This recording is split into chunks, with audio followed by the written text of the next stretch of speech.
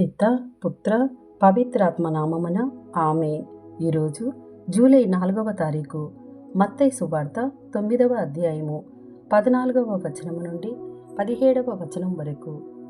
యోహాను శిష్యులు యేసును సమీపించి, మేము పరిసయ్యులు కూడా తరచుగా ఉపవాసం ఉందుము, కానీ మీ శిష్యులు ఎన్నడూను ఉపవాసం ఉండరేలా అని ప్రశ్నింపగా, పెండ్లి కుమారుడు ఉన్నంతకాలము పెండ్లికి వచ్చిన వారు ఏల శోకింతురు.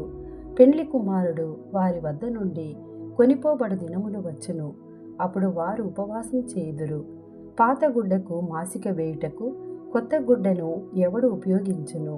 అట్లు ఉపయోగించిన కొత్త గుడ్డ కృంగుట వలన ఆ పాత గుడ్డ మరింత చినిగిపోవును.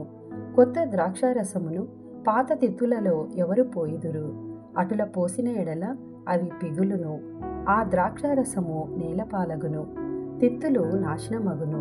అందువలన కొత్త ద్రాక్షారసమును కొత్త తిత్తులలో పోయుదురు, అప్పుడు ఆ రెండును చెడిపోకుండును అని యేసు సమాధానమొసగెను. ఇది ప్రభుని వాక్కు. సర్వేశ్వరునికి వందనములు.